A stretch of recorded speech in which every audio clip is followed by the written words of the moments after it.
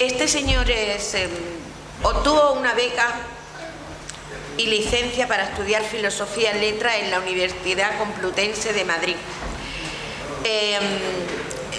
Le comento que este señor ya, digamos, que ha estado en otro congreso también de la Hermandad Soberana que se hizo en Sevilla, el primer congreso templario del Temple en Andalucía.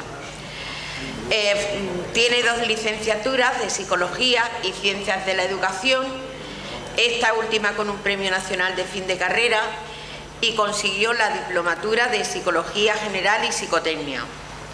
En el año 77 le fue concedido el grado de doctor en Filosofía y Letras, con la calificación de sobresaliente cum laude en la misma universidad.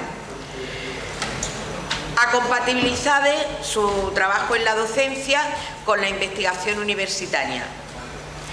Fue jefe de Gabinete de Planes y Programas del Ministerio de Educación y Ciencia, jefe de la División número 1 de Servicio de Inspección y Educación de Madrid y asesor de la Consejería de Educación. Pase usted, le estoy presentando. Vamos a ver. Buenos días. Entre sus publicaciones figuran 8 libros y decenas de artículos relacionados, entre otras materias, con psicología y educación. Pero tiene un libro muy bueno que se llama La Orden del Temple en Andalucía, que publicó en 2015. Y la conferencia que va a impartir se llama, vamos a ver si la encuentro, don Jesús López Román.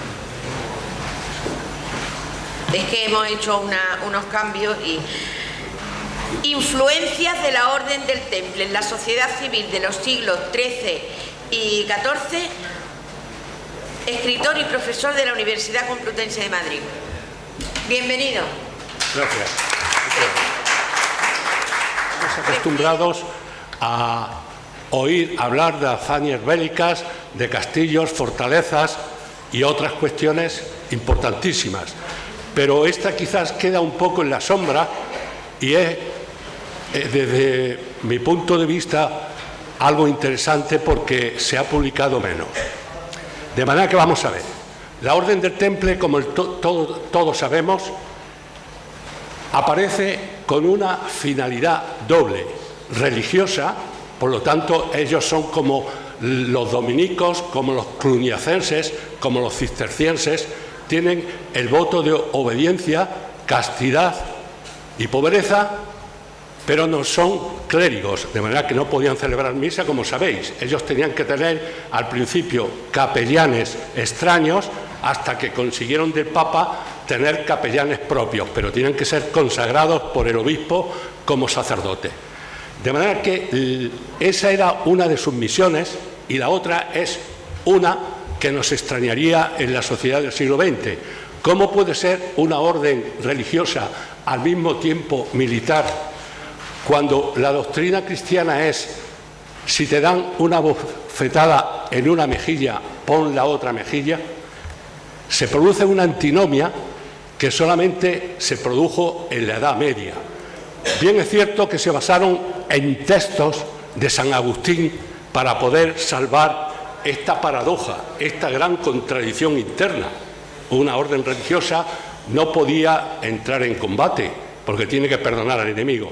Pero dado el contexto de las cruzadas, porque el Temple no hubiera nacido si no hay cruzadas, ya sabéis que la primera cruzada tiene el éxito en el año 1099, cuando Godofredo de Bouillon toma Jerusalén.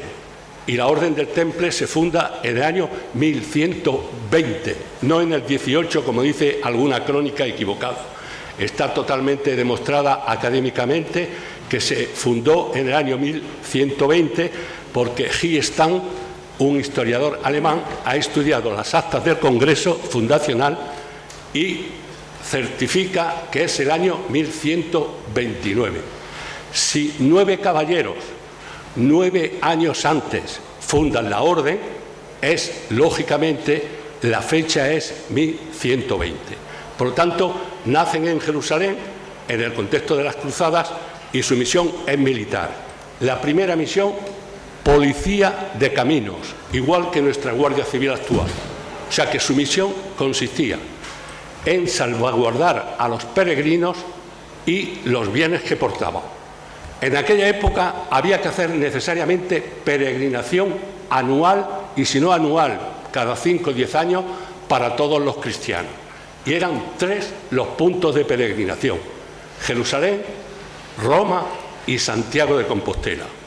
De manera que a lo largo de esos caminos desde Occidente cristiano, los templarios fundaron sus fortalezas y establecimientos para proteger los caminos, especialmente los de Tierra Santa, los de Palestina. Bueno, pero de forma colateral y sin ellos pretenderlo, se convirtieron desde el principio en una fuerza bancaria, capitalista, como diríamos ahora. ¿Por qué? Mirad, todo tiene su lógica. Es decir, que en el estudio de estas órdenes, de las que hay muy poca documentación, es permitido hacer ciertas inferencias que son lógicas, no descabelladas. Si se hace una inferencia descabellada y no hay documento, pues la cosa es dudosa.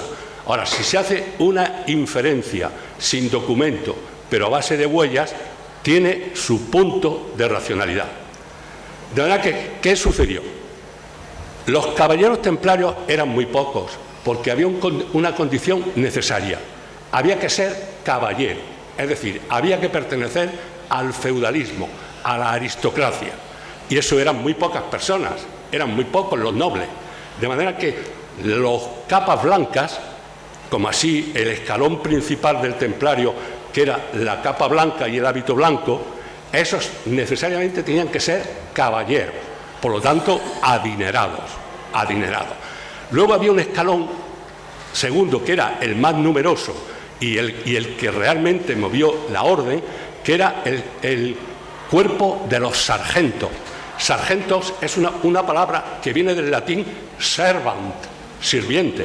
Por lo tanto, eran sirvientes de los caballeros, pero claro, había una hermandad tremenda entre ellos.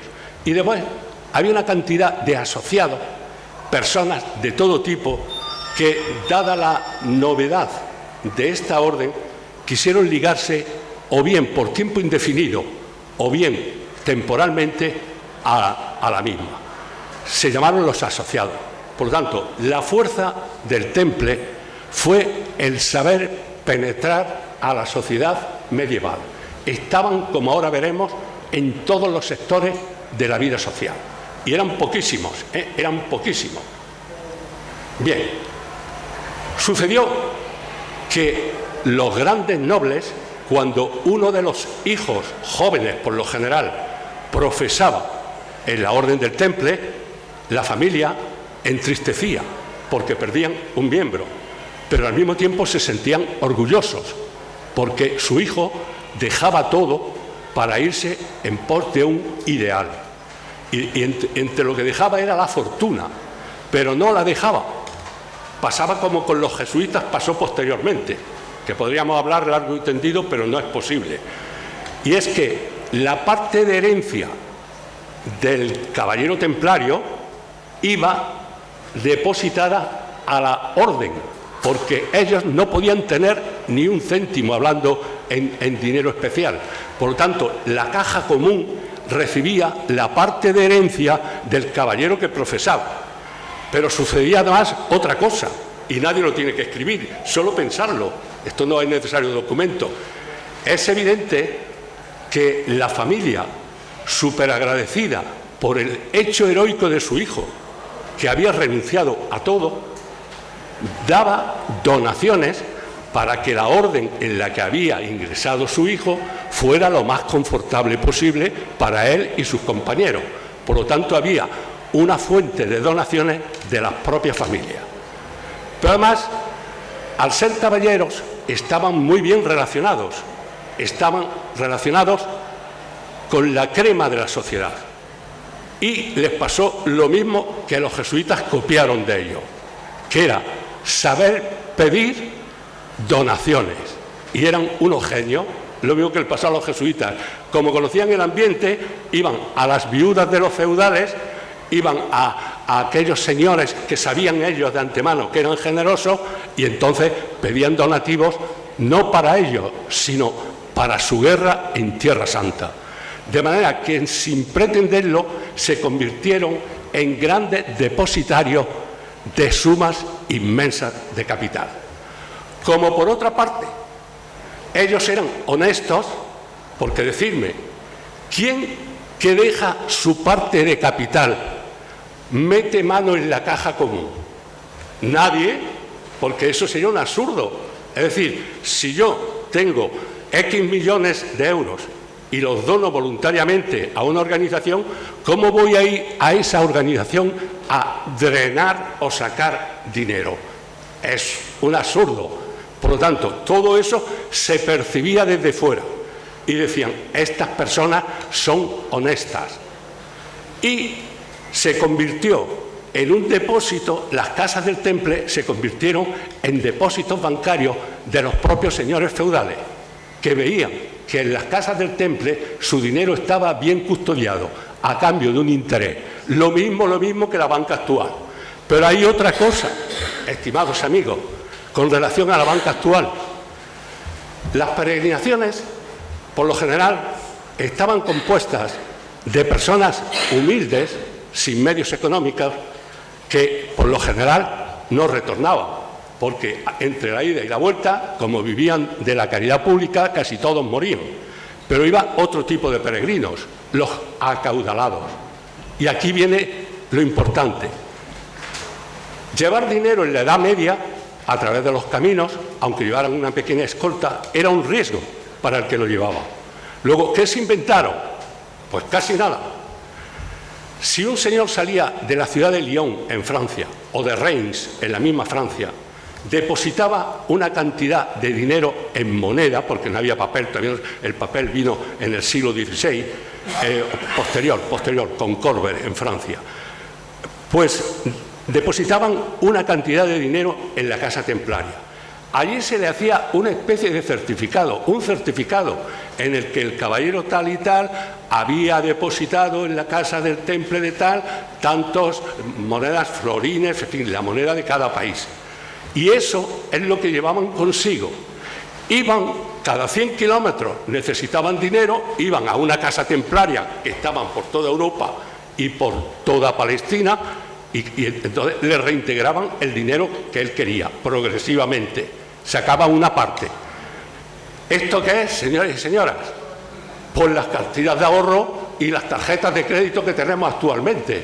También es muy parecido a los pagarés y a las letras de cambio. De manera que ellos, no sin razón, echaron la fama de capitalistas y, como ahora veremos, todo era por su orden, para la orden e incluso para el pueblo, como ahora vamos a ver. Como tenían depositada gran cantidad de dinero, ellos, que eran inteligentísimos, o estaban rodeados de personas muy inteligentes, dijeron, esto hay que moverlo. ¿Cómo lo movían? A través de pequeños préstamos y grandes préstamos. Los pequeños préstamos eran para el pueblo y seguían el sistema, el mismo sistema de los Montes de Piedad actual, de la casa de empeños. En castellano, en español, entonces no había español, lógicamente en castellano, hasta Nebrija no hubo español, sino era el castellano. En castellano, la prenda que había que dejar para que a ti te dieran una pequeña cantidad de dinero se le llamaba peño, de ahí la casa de empeños. Por lo tanto, el sistema era el sistema de empeños. Uno dejaba, pues qué os digo yo, unos zarcillos de la señora o un collar o el que no, una buena capa, y los templarios le daban el dinero correspondiente, descontaban el interés y una vez que había pagado le devolvían el peño, la prenda. Con los señores feudales hacían lo mismo, pero sin necesidad de empeños, porque ellos tenían bienes para responder y de esta forma movieron el dinero de una forma impresionante. Si a esto se une una cosa que se suele olvidar, que es la siguiente, ya veréis la cantidad de dinero que ellos movían y las envidias que suscitaron desde el principio. ¿Qué sucedió? Que hasta mediados del siglo XI la sociedad civil se había movido por el trueque, por el cambio. Yo te doy una gallina, tú me das un kilo de trigo. Y casi todo era trueque, aunque la moneda funcionaba. Pero antes del siglo XII se produjo un movimiento de monetarización generalizada, de manera que corría el dinero de una forma intensísima. De aquí, señores y señoras, viene un hecho importante, que el siglo XIII, que nos parece un siglo triste, al menos a mí me lo parecía hasta que profundicé, el XIV fue el malo, el XIII fue un siglo de esplendor, el XII y el XIII. ¿Por qué? Tenemos los testimonios, las extraordinarias catedrales góticas que se construyeron y todavía están. Eso costaba un dineral hacerlo. Las universidades nacen en el siglo XIII, la primera en París, Bolonia, Salamanca y el resto de la cristiandad.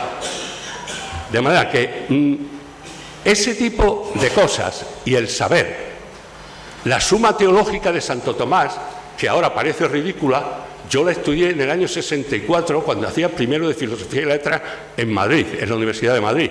De manera que hasta el siglo XX la Suma Teológica ha sido de referencia en las universidades. Después ha sido desplazada por otros saberes, pero es un saber instrumental de primera magnitud.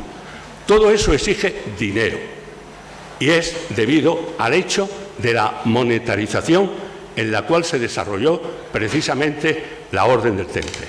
Ellos eran los encargados, además, de recaudar el impuesto, esto sí está documentado, el impuesto para las cruzadas, un impuesto especial que el Papa creó.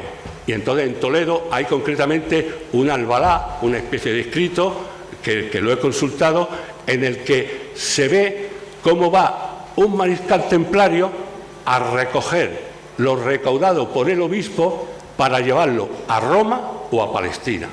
De manera que ellos movieron el dinero con gran habilidad y todo esto repercutió en la agricultura, en la ganadería y en la artesanía, porque entonces no había industria, como es lógico. Eran perfectos agricultores, también de roturación de campos, a los periodos que debían tener, al de barbecho, al de cultivo, al del cambio de cultivo, todo esto.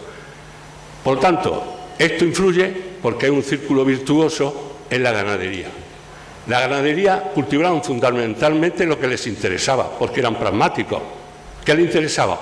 Los bueyes para arar y los caballos para sus ejércitos de Tierra Santa. En Francia se construyeron barcos especiales para transportar los caballos, para que fueran de la forma más adecuada posible. Se llama huissier, barcos especiales. Ellos tenían su propia armada y, como sabéis, fueron avanzados en todos los campos. No es exagerar de forma afectiva, sino simplemente decir realidades como puños. De manera que la artesanía, lo mismo, porque tenían molinos de todo tipo, tanto de agua como de aire. Con las ovejas aprovechaban, como es natural, la carne y la lana, hacían batanería, paños de todo tipo, con los curtidos igual. De manera que dieron un salto cualitativo al pueblo. Les acusaron de que no daban limosnas y hay testimonios del Papa que exige una investigación y efectivamente dicen que en Tierra Santa, en Jerusalén y en otras ciudades daban lemosines, daban limosnas a diario a gran cantidad de personas, de manera que favorecieron al pueblo en el desarrollo social y económico de todo. La historia tiene sus grandes contradicciones, de manera que cuando se hace una cosa en dirección norte, a lo mejor te sale sur, y cuando vas al este, a lo mejor te sale oeste, y aquí pasó algo parecido. La causa principal, aunque no única, de la destrucción de la orden fue económica, y la vamos a ver. Mirad, En el siglo XIV empieza la Gran Depresión medieval, porque a todo periodo de esplendor sucede el periodo de decadencia. Eso pasa y pasará, y nos pasará, ojalá no nos pase a nosotros, sobre todo el gordo, el gran cambio de ciclo, ojalá. Pues ¿qué pasó? Ahí sí, coincide el cambio de ciclo económico con la muerte de la Orden del Temple. De manera que al principio del XIV empieza la Gran Depresión medieval, que duró siglo y medio, 150 años. Hay estudios en Francia, hechos por académicos, en los que se demuestra que la mujer solía tener en aquellos tiempos, y yo que nací en los años 40 todavía se seguía la parecida historia, la mujer solía tener de media entre 8 y 9 hijos vivos, porque otros morían al nacer o la gestación venía mal, lo que fuese. De esos 8 hijos vivos, durante la Gran Depresión quedaba uno. O sea que la humanidad no desapareció de milagro. Este tema no lo trata casi nadie, y es fundamental. Los franceses sí lo han tratado a fondo. Y aquí nada, aquí como si no hubiera pasado nada.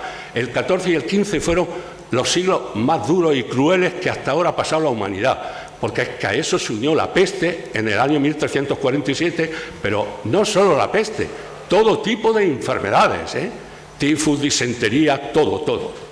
Fue terrorífico. Bien, pues ellos coinciden con esta Gran Depresión. Sucede lo siguiente en Francia. Reinando el famoso Felipe IV el Hermoso de Francia, cuando digo Felipe siempre me refiero, como es natural, al rey de Francia. En el año 1306, Francia venía de unas guerras con Inglaterra inacabables.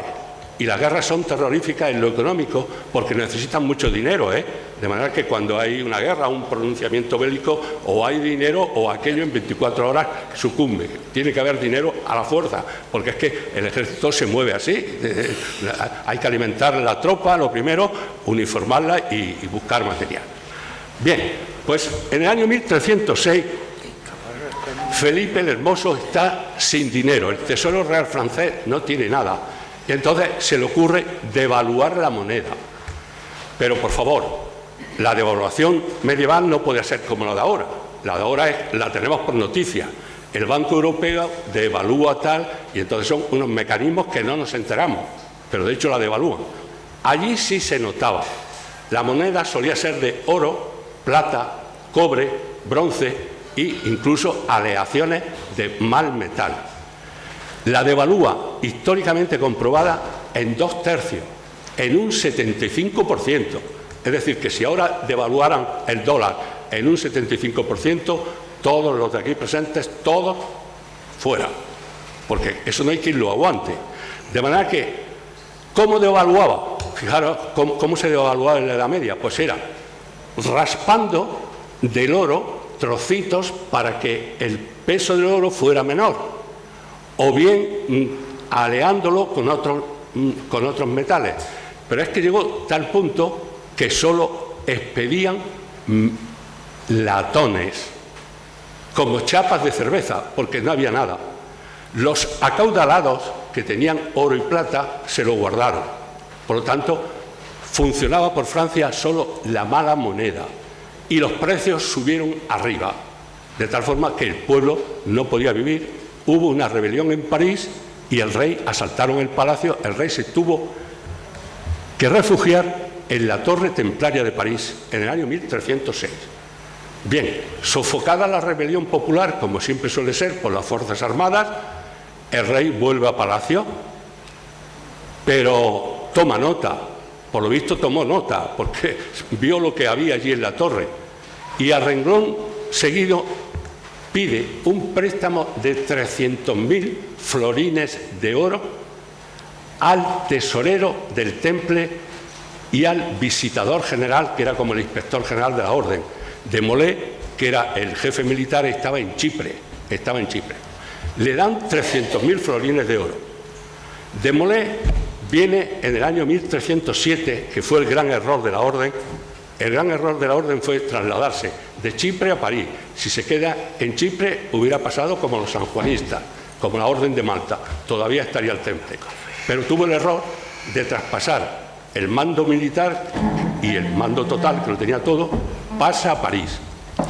Se entera del asunto que nadie le había consultado y, como es natural, entra en cólera, ingresan en prisión tanto el tesorero Jean de la Tour como el visitador general de la Orden.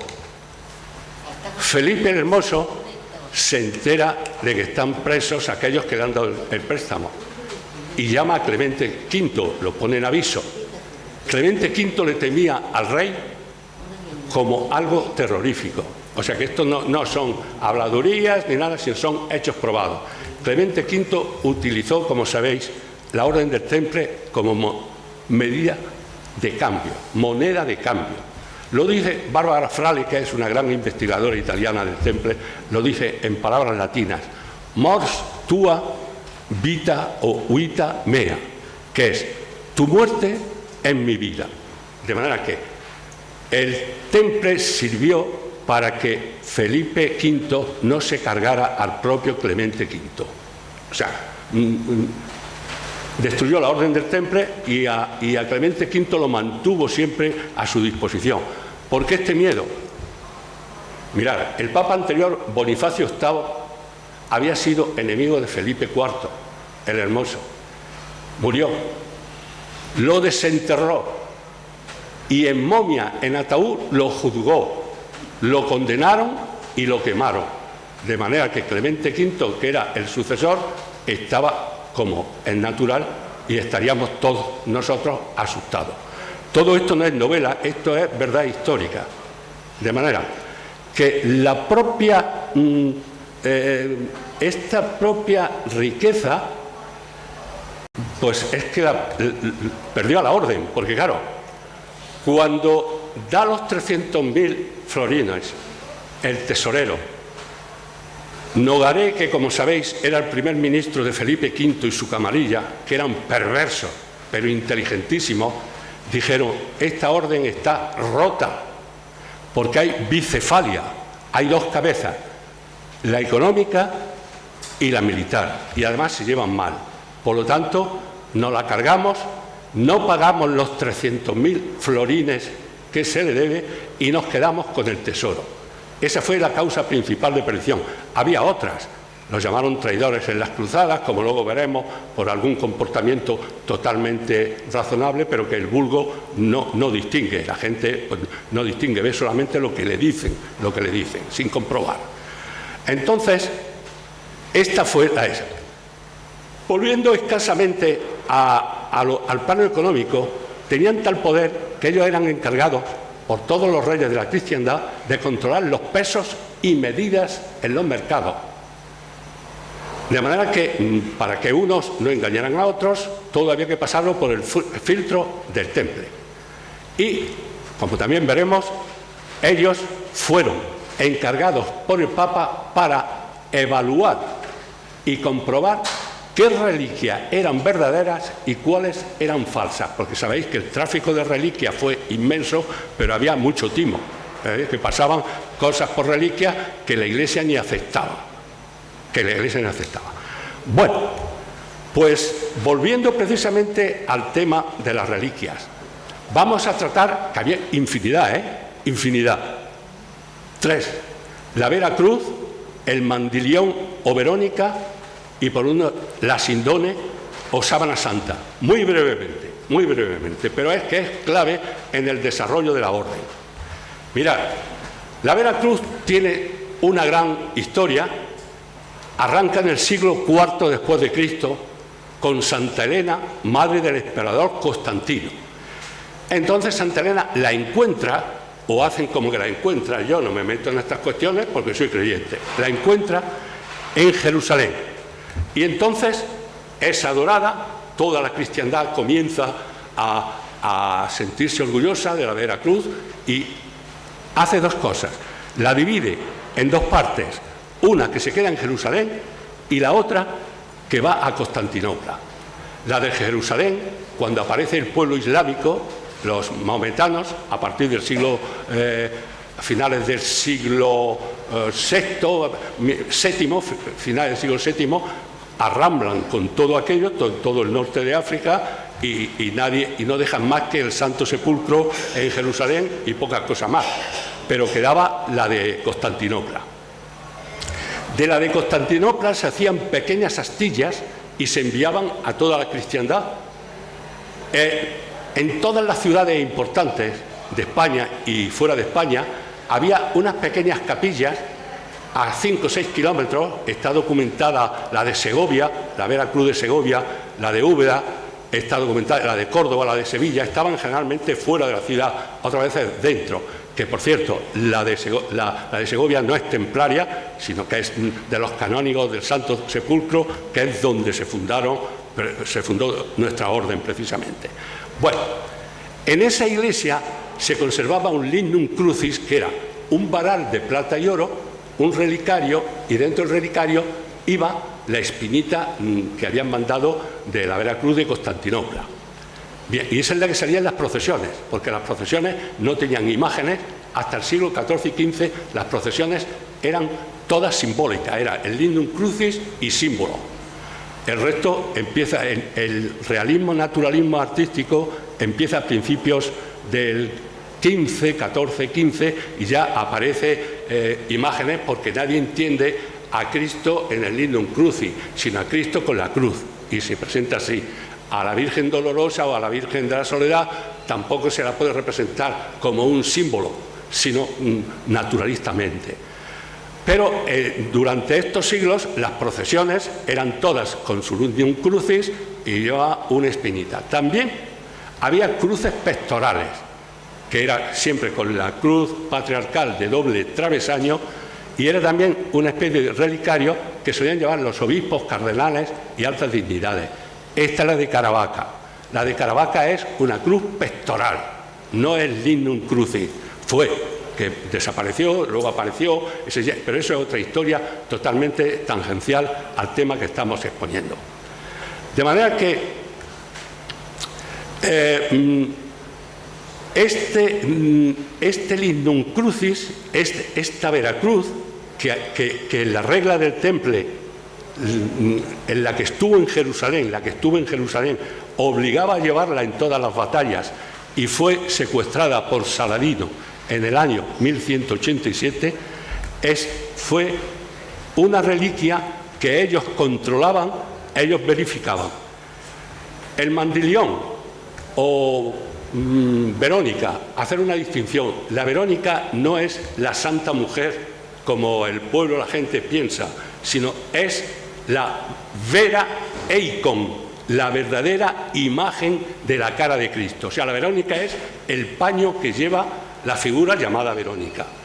Entonces se demuestra por su propio nombre, y porque Dante Alighieri, el gran poeta italiano del siglo finales del XIII, comienzos del XIV, tiene una estrofa en su obra principal, la Divina Comedia, en la que dice que todos los peregrinos vienen a ver nuestra Verónica, porque era mostrada efectivamente todos los viernes en público en Roma. Y al final de la estrofa dicen unos versos, dice: pero Señor Jesús, Santo Padre, ¿era realmente así vuestro rostro? De manera que entonces la Verónica tiene que ser comprendida como el paño en el que quedó impregnada la cara de Jesús. Tanto la Verónica como la Sindone, que es la sábana santa, habían estado en Constantinopla, y está testificado por documentos, hay documentación suficiente, hasta el año 1204, en que la Cuarta Cruzada asalta Constantinopla porque no lo dejaban pasar, y entonces se llevan, como dice uno de los propios quejantes, de los que se quejan al Papa de lo que han hecho en Constantinopla los cruzados, dice: los venecianos se llevaron el oro y la plata, y los franceses se llevaron la reliquia. Está claro que la Verónica pasa directamente desde Constantinopla a Roma, y es custodiada por los templarios, porque rodeaban al Papa siempre y en todo lugar, y es la que representaban cuando se estimaba oportuno. Y la sábana santa sigue otra trayectoria. Se documenta en Atenas, después en San Juan de Acre, después de San Juan de Acre en Chipre, donde estuvo de Molé. De Chipre pasa a París, que hay documentos sobre profesos templarios que dicen que adoraron una sábana con la figura de un hombre. De manera que, ¿qué pasó en San Juan de Acre? Vosotros sabéis que en el año 1199, es decir, en el 1291. En 1291 cae San Juan de Acre y se pierden las cruzadas. San Juan de Acre es una ciudad muy amplia, pero es sitiada por los maometanos y queda solamente una torre, la torre templaria. Todo esto está documentado. De manera que al final se reúnen todos en la torre templaria, todos los que quedamos. Pero las tropas musulmanas habían minado, que es lo que solían hacer, como las cristianas igual, habían minado en la fortaleza templaria. Y en ese momento asaltan 5.000 maometanos, asaltan San Juan de Acre. ¿Qué sucedió? ¡Bum! Se vino abajo un amasijo inmenso de cristianos y musulmanes envueltos en ruinas. De manera que, previamente, afortunadamente, algunos gerifaltes o jefes de la Orden del Temple, entre ellos seguramente de Molé, habían salido de San Juan de Acre con varios barcos a Chipre. Y ahí se llevaron lo más importante de su tesoro, porque ellos no eran nada tontos, sabían lo que iba a pasar y iban la documentación que necesitaran y como la cúspide de la orden. En el 1307, como hemos dicho antes, van a París, se llevan la sábana santa y la tienen ellos hasta que desaparece la orden. Pero mirad por dónde, en ese mismo siglo XIV, en 1347, aparece en la abadía de Lirey, que está en una región templaria, la Champaña. Y ahí aparece nuevamente la reliquia. En el siglo XV pasa a los duques de Saboya. Los duques de Saboya se la llevan en el siglo XVI a Turín, y en Turín permanece, salvo el mando del papado desde el siglo XX, a finales del siglo XX, el mando del papado. De manera que hemos hablado de la parte económica, las reliquias que forman parte de la parte económica, puesto que aquello era un sistema de ingresos inmenso para el Papa, y ahora pasamos a otras dos cuestiones también populares. Diplomacia templaria. Ellos fueron inteligentísimos, personas cultas, personas aristocráticas acostumbradas al trato social, y hay que distinguir dos niveles. El alto nivel diplomático, ellos eran los consejeros del Papa, y el Papa siempre iba rodeado de guardia templaria, no iban los suizos como ahora, sino los templarios. Pero acercarse al poder, queridos amigos, tiene un problema, como le pasó a Ícaro, el de la fábula. Quiso tener unas alas de cera, se aproximó al sol tanto que el sol lo quemó y bajó a la tierra pues fulminado.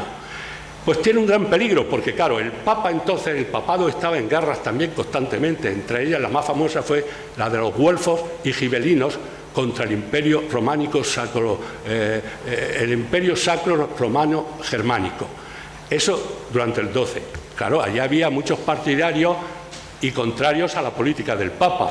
Luego esos eran enemigos del Temple, porque el Temple se caracterizó por una cosa: fueron fieles hasta la muerte al Papa, de manera que obedecían a ciegas lo que les dijera. Esto fue su perdición, pero habían nacido para eso, de manera que ellos fueron fieles a su juramento.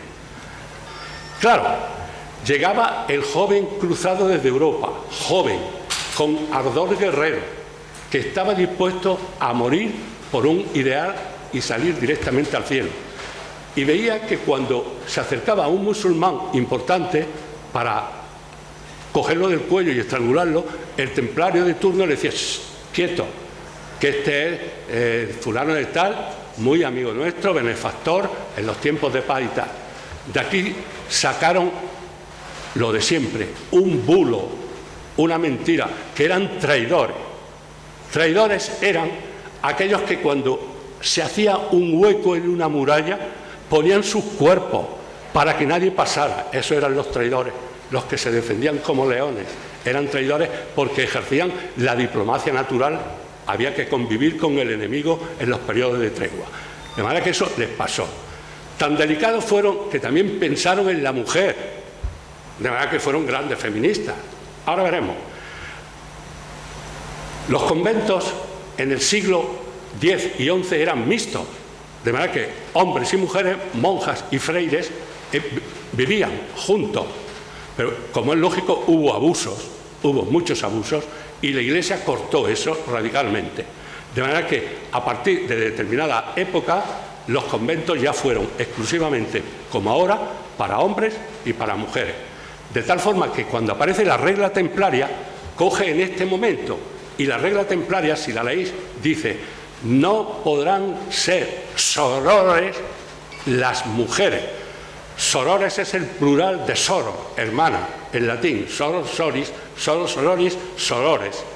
Bueno, pues fueron tan habilidosos que se han encontrado documentos en Inglaterra, en Francia y en Alemania por académicos en los que admitan que hubo conventos de sorores, hermanas con los mismos derechos que los freires, los frailes, los mismos. Pero atención, si vais al Archivo Histórico Nacional de Madrid, en el apéndice del Legajo Templarios, órdenes militares, veréis, como he visto yo, dos documentos, dos similares, referidos a una encomienda, la de Faro, Haro, que estuvo en La Coruña y desapareció. Faro o Haro, y desapareció. Bien, ¿qué dice el documento? Pues mirad, que el matrimonio tal y tal vende a Urraca Bermúdez Soror Templi, hermana del Temple, vende unos terrenos. Y esos documentos, que solían ser confirmados, firmados en varias personas, está confirmado por el sacerdote del Temple, es decir, el capellán del Temple de Haro, de Faro, y por el comendador del Temple. Así, dos documentos. Luego, ¿qué? Quiere decir que ellos eran flexibles, y allí donde no podían tener freires, por la razón que fuera, pusieron sorores, hermanas, con lo mismo. ¿Contravenían la regla? Bueno, un poco hacer la vista gorda, tampoco era, y tenían defensa, porque si había necesidad de presencia templaria, así lo hicieron. De manera que la inteligencia de estas personas está sobradamente demostrada en todos los terrenos. Y bien, pasamos a otro asunto en el que nos demuestran también esa habilidad que tenían de filtrarse en la sociedad poco a poco, paso a paso, y desde lo más importante a lo menos importante. Vamos a hablar de las fraternidades o confraternidades medievales. Como el tema para alguna persona, tengo que cortar, pero es muy bonito, pero voy a leer en 2 minutos. Mirad, la palabra albañil en francés es le maçon, de manera que le maçonnerie es la masonería, pero son el grupo de albañiles. Bueno, hubo un grupo de albañiles en la Edad Media que se llamaban las compañías de los deberes antiguos, Old Church en inglés, o del santo deber, que eran confraternidades, cofradías o hermandades. Cofradías viene de 2 palabras latinas, cum fratre, con el hermano, es decir, hermandad. Entonces, lo que distinguía a estas cofradías era el apoyo mutuo, y eran los masones libres. Por eso, la francmasonería no es la masonería francesa, sino la masonería libre, que eran católicos, estaban controlados por la Iglesia. O sea que esto la gente no lo sabe, y los propios masones lo saben distinguir, los operativos de los especulativos, como ahora veremos en 2 segundos. Bueno, pues eran libres porque la paradoja era que los agricultores no solo las pasaban muy mal, sino que además no eran libres, eran siervos de la gleba. La gleba es la tierra. Eso quiere decir que no podían salir de sus tierras sin permiso del señor feudal. En cambio, los albaniles eran libres. De ahí viene la palabra francmasonería o Freemasonry en inglés. Por lo tanto,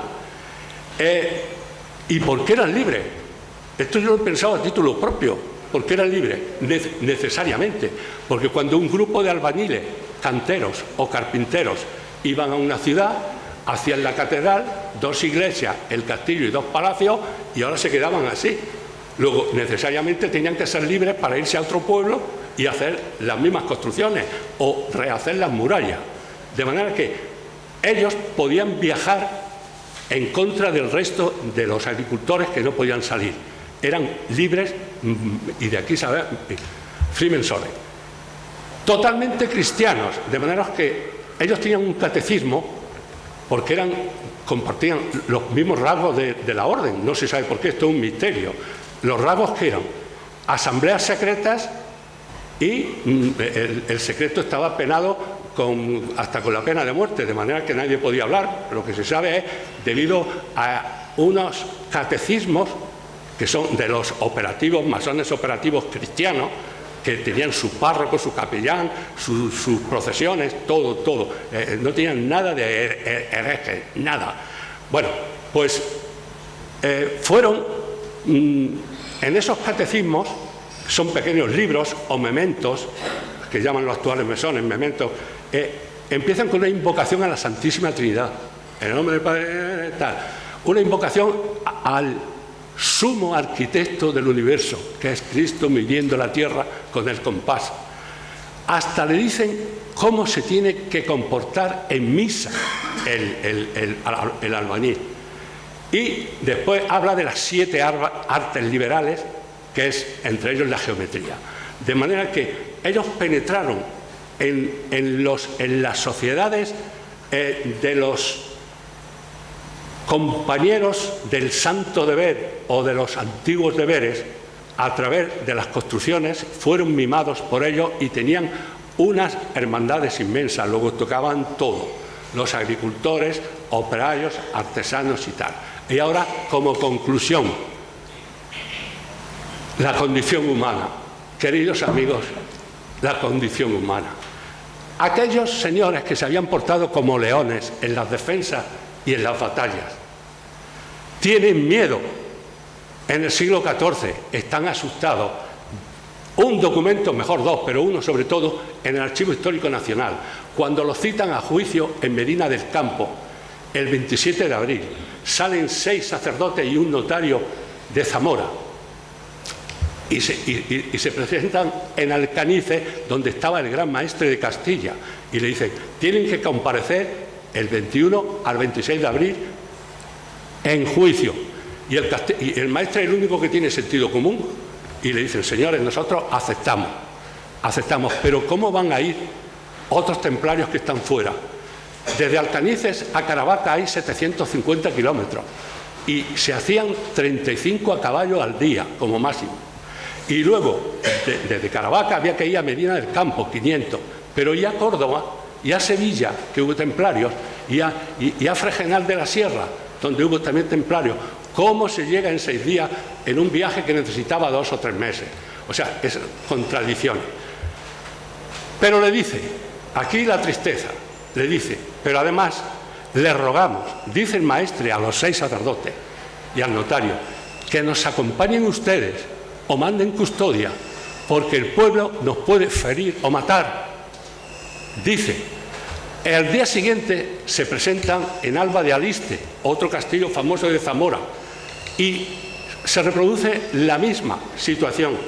Le dicen que acepta, el comendador del castillo que acepta, y le repite lo mismo. Necesitamos, por favor, su ayuda, porque nos pueden herir y matar. Por lo tanto, ¿quién lo podía herir o matar? El pueblo. El pueblo. Resulta que aquellos señores que habían dado su vida por el pueblo y lo habían favorecido en todos los sentidos, se ven humillados, se ven asustados por el pueblo que había recibido favores de todo tipo. Esta es la condición humana. Y esto es todo.